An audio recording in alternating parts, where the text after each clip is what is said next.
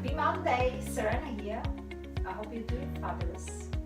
So, very quick live broadcast today to share with you possibly the healthiest evening treat that you can make.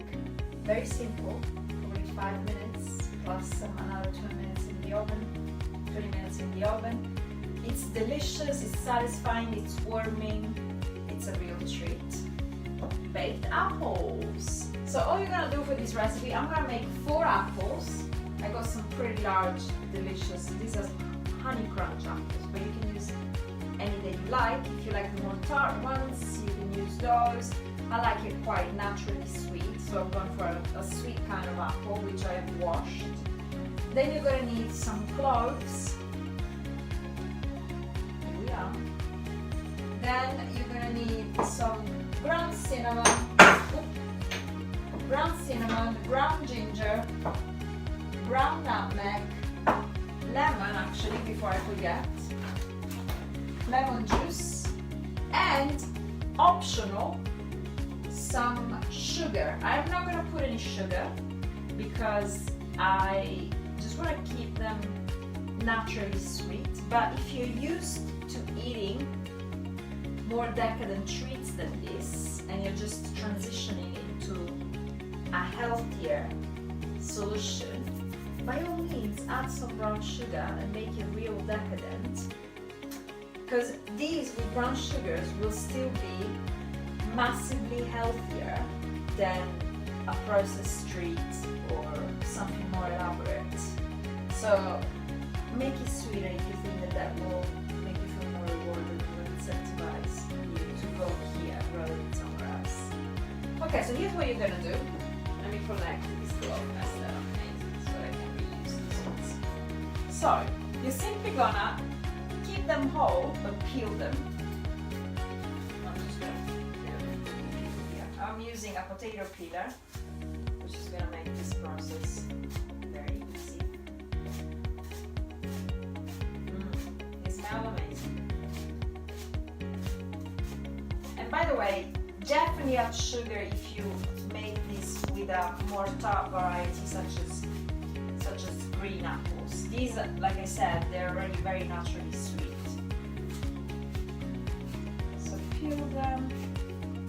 Some people keep the skin on, but because I'm baking them whole, if you keep the skin on, it's gonna be a little bit harder to eat them. You're just gonna need a knife to cut through the skin and get to the pulp. So if you don't mind that, you can keep the skin on, but I like them very mushy, so I'm removing the skin. Also, these are not organic. I couldn't find this kind organic. So just FYI, when you buy non-organic hard fruits such as these, always take the skin off, because although there's a lot of nutrients in the skin, that's also where all the pesticides tend to reside the most. So if it's not organic, it's advisable to remove it so that you don't eat all the pesticides. Or you can just wash them very thoroughly with like a bicarbonate and vinegar mix, which helps to remove all the dirty stuff, all the stuff that you don't want to eat. But apples are some of the most polluted fruits out there. Sorry, let me just remove the peels. So either remove the skin or buy organic. Okay, so this is, we've peeled them now, and all you're gonna do is dress it. So you're gonna add some cloves at the bottom, as much or as little as you like. I'm gonna make it quite spicy. Then you are going to add all the ground ingredients. This is ground cinnamon, and what you're gonna do is literally just sprinkle it all over. I am obsessed with cinnamon.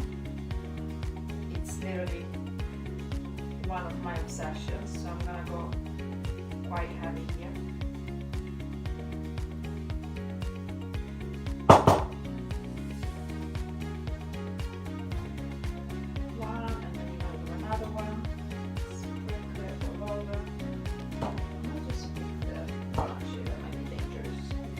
bigger.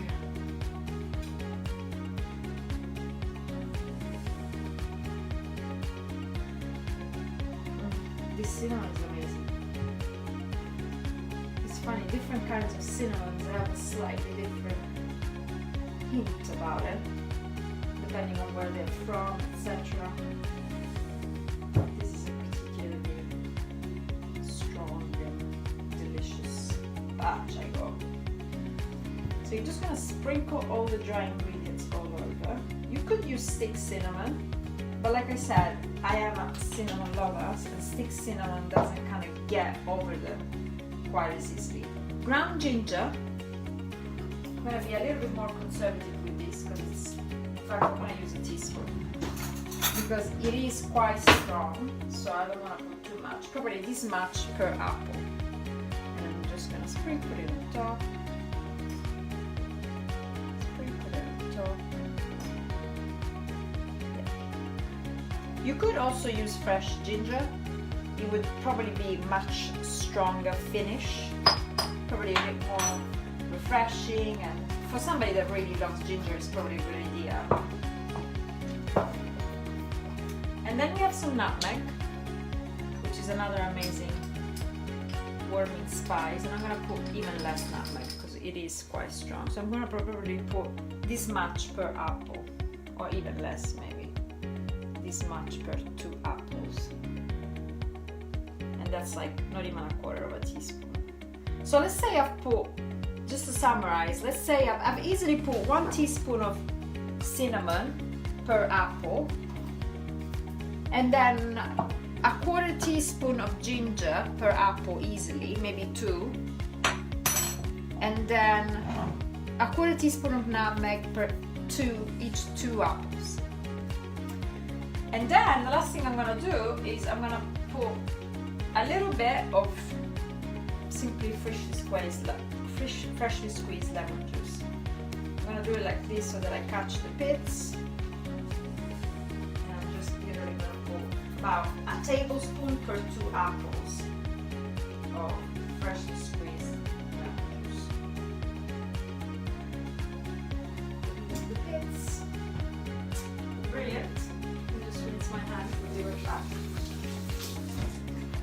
Okay, final thing to do is add some water at the bottom, because you can see all the spice at the bottom.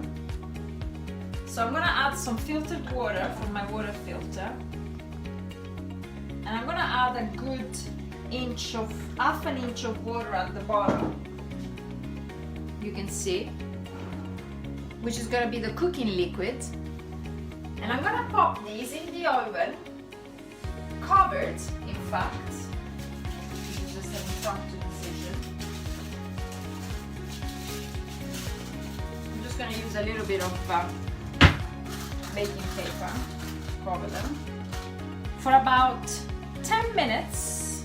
And then what I'm going to do after 10 minutes is I'm going to turn them around, baste them with the cooking liquid. So I'm going to get the cooking liquid and pour it all over them, and turn them around and give them easily another 10 minutes. This is an oven which is, I've just turned on around 200 degrees. The cooking time is going to be different depending on your oven, and I'm going to tell you exactly how long it took me to cook these at 200 degrees. But you want to kind of start with 10-15 minutes increment and check, and make sure that at some point halfway through you flick the fruits, baste them with the cooking liquid, and cook it a little more. And that's it. Stay tuned because I'm going to do another quick video once they're ready, just to show you what they look like once they're cooked. It takes, what did it take?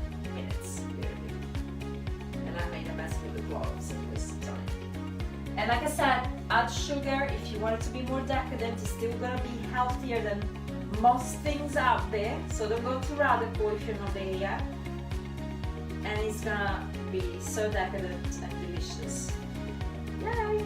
I'll show you the finished product. Hey peeps, I'm back. This is the finished product. You can see if you put a fork in them, they are completely soft all the way through. There's still quite a little bit of juice at the bottom, which I'm gonna kind of use to kind of baste over them again and leave them in the oven. This one actually is a little bit overcooked, which I don't mind at all. Excuse me, my camera is fogging up. But it's gonna be delicious. I'm gonna use this juice to kind of baste them one more time and then just leave them in the oven to cool. And they are going to be, they might not look delicious, but they're certainly going to taste delicious. You can serve these with, well, you can eat them on their own, which is what I'm gonna do.